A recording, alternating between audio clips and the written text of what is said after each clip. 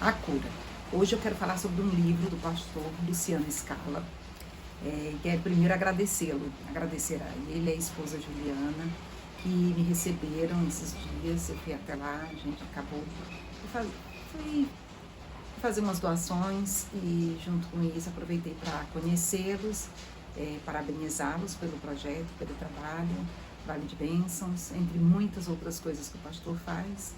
E eu fui agraciada com esse presente e iniciei a leitura. Na verdade, eu já estou concluindo a leitura e eu queria fazer alguns comentários sobre o que ajudou a despertar mais coisas dentro de mim. Mais uma vez, muito obrigado, pastor. Muito obrigada, Juliana. Eu desejo para vocês coisas maravilhosas na vida de vocês e com certeza vocês estão em minhas orações, vocês e a família de vocês, para que esse caminho que vocês escolheram, ele seja cada dia mais abençoado e cada dia mais iluminado por Deus, por nosso irmão Jesus, para que vocês consigam atingir uma quantidade maior de pessoas. Tamo junto. Bom, e aí sobre a cura, né? Eu vou ler o título do livro. A cura, 5 atitudes poderosas para viver a cura em todas as áreas da vida. E aí a gente fica imaginando, já sei de tudo isso, imagina essas coisas todas, todo muito balela, e a cura é só através de medicamentos, a cura é só quando a gente está doente com febre, ou então está com um tumor, está com uma dor muito grande. E será que a cura não precisa começar muito antes? Será que a gente não precisa se conectar muito mais com Deus para que a gente descubra que a cura da nossa vida vai muito além do que as pílulas que a gente toma dos laboratórios farmacêuticos? Então vamos lá, as 5 atitudes. Confissão, cura do passado, enfrentamento, tire a capa e lidando com a dor. O pastor Luciano é um teólogo, então um filósofo também, né? Então ele coloca realmente, ele tem um profundo conhecimento. Eu achei que ele colocou palavras simples, é uma leitura fácil, é bem interessante a gente conseguir compreender, ter uma visão do que está na Bíblia, né? Do que está escrito neste livro tão importante para a humanidade. Para mim, ele trouxe palavras que ajudaram a compreender algumas coisas de algumas passagens bíblicas que ainda não estavam bem esclarecidas, ou uma nova visão sobre o que eu já tinha visto, que também é sempre muito interessante, né? A gente se permitir ter uma nova visão sobre o mesmo tema. E aí tem um momento onde ele faz um comentário que eu achei bem interessante. Um passo de fé abre o coração para a obra do Espírito Santo. Imagina você sem saber o que fazer e em um determinado momento você decide confiar em Deus, decide confiar que virá uma luz, né? A luz que a gente tanto fala, Divino Espírito Santo. E aí o Espírito Santo vem, coloca uma ideia na sua cabeça, você se enche do Espírito Santo. O que é se encher do Espírito Santo, né? É a gente ficar cheio de Deus, é aparecer ideias maravilhosas, é encontrar caminhos, ter boas palavras. Então, um conjunto de coisas. Quando a gente está conectado com Deus e está cheio de fé, é exatamente nesse momento onde a gente fica cheio do Espírito Santo. E aí nós temos o primeiro capítulo, né, que ele fala de confissão. Mas o que é confessar? Confessar é um ato onde você vai e declara para uma pessoa, para os evangélicos, a confissão não tem necessidade de ser perante ninguém, né? Os católicos sim têm a necessidade. De acordo com o que eu acredito muito que a gente tem uma conversa de pé de ouvido, pé de orelha, né? Com Deus, com nosso irmão Jesus, e a gente realmente vai fundo naquilo que tem acontecido com a nossa vida, o que tem acontecido dentro de nós, né? A gente vai descobrir realmente com profundidade o que a gente está fazendo que está em desacordo com o que a gente já planejou anteriormente, aquilo que está em desacordo com o que são nossos sonhos, porque principalmente o pecar, né, é errar o alvo, é a gente se desviar daquilo que a gente já combinou. Não é que a gente combinou ontem ou hoje. É aquela chama que existe dentro da gente, que ela é revelada como o nosso caminho, como o nosso sonho. E muitas vezes a gente se desvia desse caminho para poder satisfazer o que outras pessoas querem, ou para poder viver bem, ou para poder ser bem visto, ou para poder sair bem na foto, né? Bom, isso daqui é o padrão, então eu vou seguir o padrão porque aí eu não desagrado ninguém. E quando você começa a fazer isso, você acaba deixando de ser quem você realmente é. E aí você começa a cometer o pecado. Quando você começa a querer fazer o que está bom para os outros, o que está de acordo com o que os outros querem, e você foge de quem você realmente é, você está errando o alvo, tá? Isso é o que eu acredito. E aí, dentro do que eu li, eu percebi que realmente acabava, ao invés de conflito, as coisas acabavam se interligando, né? Por isso eu fiz aqui as minhas observações e comentários. E aí, quando você vai ter aquela sua conversa de pé de ouvido, pé de orelha com Deus, é realmente chegar de coração aberto e dizer que você se desviou. Pedir para Ele uma ajuda para poder voltar para o seu caminho. Dizer para Ele que você não quer continuar seguindo no caminho que não é aquele caminho que você combinou anteriormente. Confessar é sair do pedestal. É ser humilde. É conseguir perceber que você pode seguir realmente aquilo que você sente dentro do seu coração com toda força. Porque aí você estará realmente seguindo na direção de Deus. E ter humildade é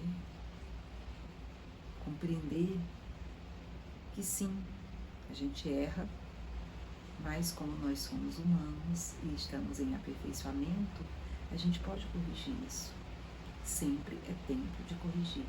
E Deus está sempre disposto a nos estender a mão para que a gente consiga seguir para o caminho daquilo que a gente combinou com Ele. A confissão é um ato de coragem.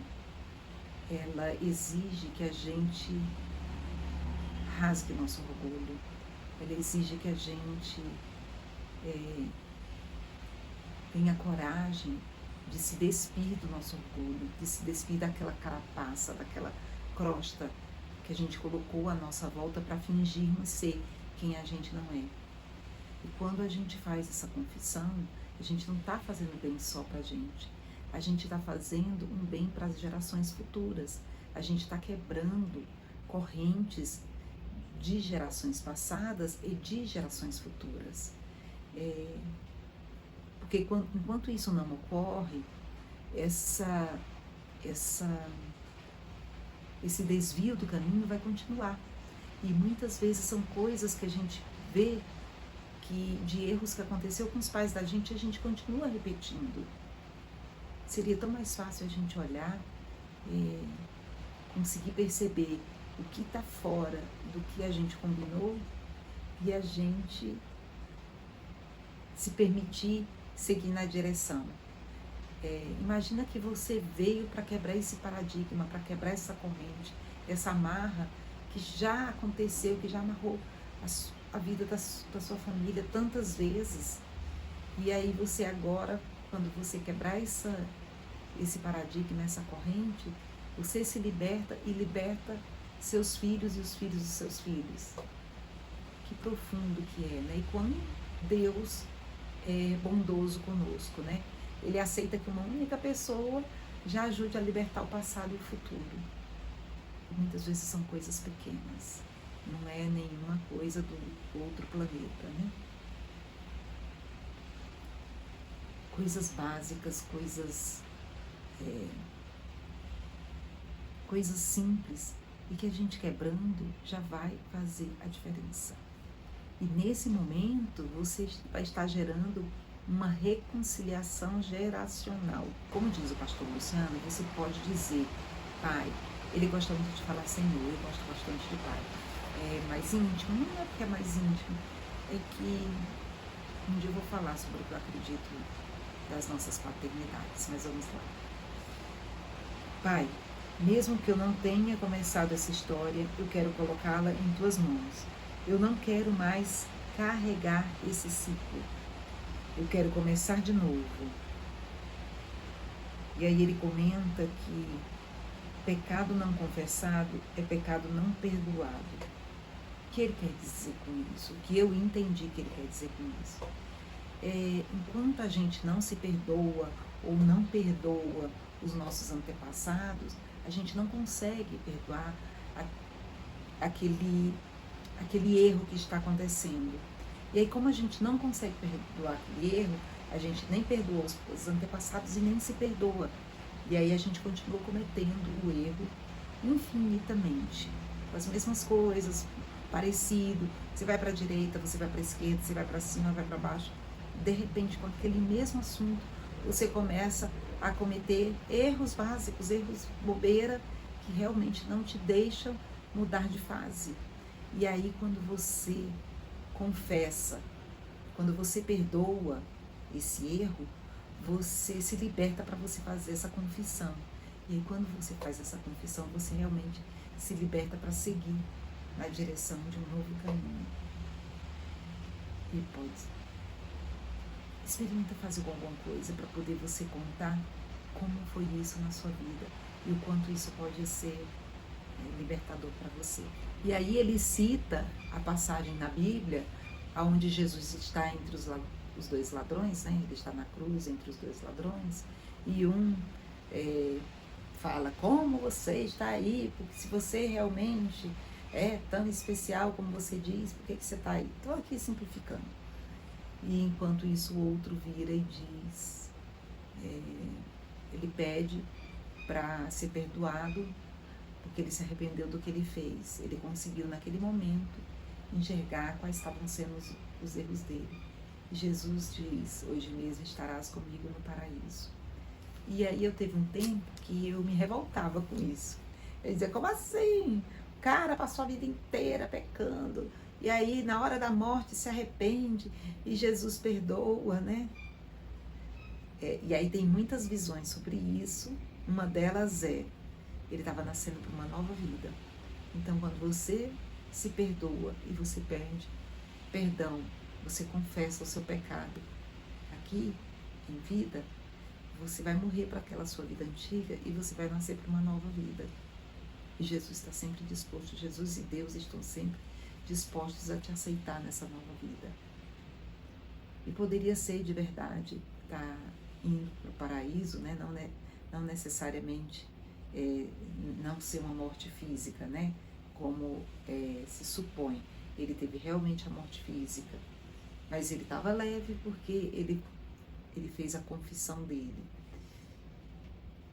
E eu não conseguia compreender. E hoje eu sei que eu vivo muitas vidas numa mesma vida, porque toda vez que eu consigo perceber que eu estava cometendo um erro, que eu faço uma análise daquilo e peço perdão, né? Me confesso, putz, errei, como é que dá para eu fazer melhor? Me mostra o caminho, o que dá para fazer? Eu estou me libertando para uma nova vida. E aí, com certeza, eu me encho do Espírito Santo para vir uma luz, para eu reconhecer esse caminho, que é o caminho que eu já tinha, na direção daquilo que eu já tinha combinado com o nosso Pai antes de vir. E aí eu consigo compreender que não tem problema, que Jesus perdoe, que na hora da morte as pessoas se arrependam e que elas sejam perdoadas, mesmo elas tendo passado a vida inteira cometendo erros, porque é muito importante a gente conseguir identificar os nossos erros e a gente conseguir passar para uma nova fase. E aí ele faz um comentário também que errar era humano, e a gente tem um complemento dessa frase, né? Errar é humano, Persistir no erro é burrice, e ele comenta que errar é humano e reconhecer é espiritual. Pois é, quando a gente se permite reconhecer que a gente está errando, é realmente uma conexão com Deus. E aí, o persistir no erro é burrice é porque a gente não se deu a oportunidade de estar fazendo uma autoanálise dos motivos que estão fazendo a gente errar, né? Eu estou indo realmente no caminho que eu planejei com Deus, na direção do que eu planejei com Ele. Eu estou me permitindo ser quem eu sou. Eu estou me conectando com as respostas que Deus tem me dado para eu poder realmente seguir o meu caminho na direção do que eu combinei com Ele. Então, quando a gente faz essa conexão espiritual, a gente realmente tem muito mais possibilidades de estar voltando ao Pai, como a gente planejou antes de vir para cá.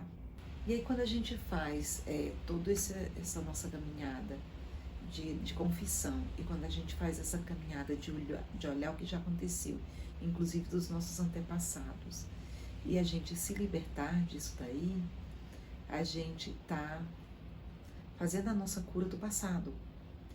E quando a gente transmuta essa cura do passado, a gente vai se tornando mais livre para um novo caminho, para um novo despertar, para uma nova vida.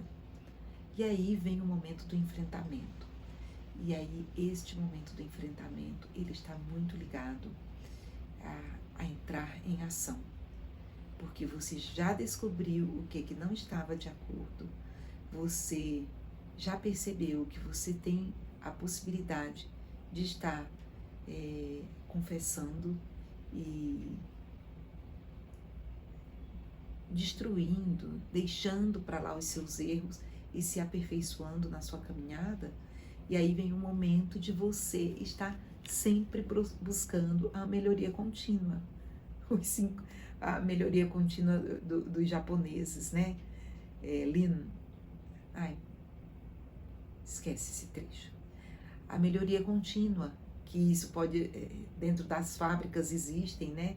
Mas que serve para a nossa vida. E aí quando a gente está nessa melhoria contínua, quanto mais a gente se prepara, mais a gente fica mais próximo de estar pronto.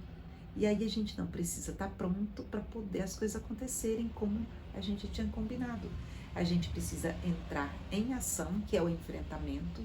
E aí quando a gente entra em ação, você vai encontrando os desafios do meio do caminho.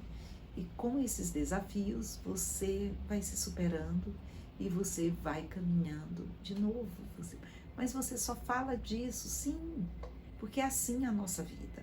A gente vai se descobrindo, a gente vai se perdoando, a gente vai analisando, vai se perguntando como é que dá para ser melhor, como é que dá para fazer melhor, vai fazendo pequenos ajustes, entrando em ação, e aí a gente simplesmente consegue. E aí você vai se perguntando como é que dá para fazer melhor, por que eu não estou fazendo, o que eu estou fazendo que não está legal. E quando você faz essas perguntas, é um auto-perdão, porque você reconhece que você estava errando, mas você percebe que é possível você estar modificando. Você está fazendo, então, ao invés de você continuar, não, vou continuar aqui fazendo, desse jeito mesmo, você vai, não, fiz errado, mas agora eu vou aprender a fazer diferente para poder acertar. Não quer dizer que vai acertar de primeira, né? Tem outros momentos onde ele fala a respeito de que Deus diz que nunca o abandonará. E aí você não sente quando você conversa com... eu não acredito em Deus. Ok, então você entra em conexão consigo mesmo. E aí vem aquela iluminação dizendo, olha, desse jeito, faz assim, faz assim. Você se enche de entusiasmo. Entusiasmo é Deus em você. E quando acontece isso com você, é a conexão divina de que Deus nunca te abandona. Que Ele está ali para colocar você de novo no jogo, para te ajudar a superar aquilo que você não fez bem feito, para te ajudar a encontrar um caminho que vai realmente te levar na direção daquilo que tu já combinou com Ele lá atrás. Então Deus está o tempo todo assim, disposto a nos ajudar, disposto a perceber o nosso ciclo, porque esse é um ciclo, né? Primeiro a confissão, Na sequência você tem a cura do passado, e aí depois você vem o enfrentamento, né, que é vou entrar em ação, vou descobrir como é que dá para fazer melhor. E aí depois disso tem novos passos para poder você realmente se libertar. Mas eu vou continuar com isso em um outro momento, inclusive provavelmente eu volte e retorne um pouquinho aqui nessa questão do enfrentamento, né, para colocar mais algumas coisas. Mas nesse momento eu quero desejar para você e para sua família muita paz, saúde, chuva de bênçãos, que Deus abençoe vocês e que vocês percebam as bênçãos que caem, que são derramadas diariamente nas suas vidas, nas suas vidas. Deus abençoe vocês, gratidão infinita. Dá o like, compartilha, se inscreve no canal, encaminha para quem você acredita que isso vai fazer a diferença, deixa seu comentário. Gratidão infinita, Deus abençoe, Namastê.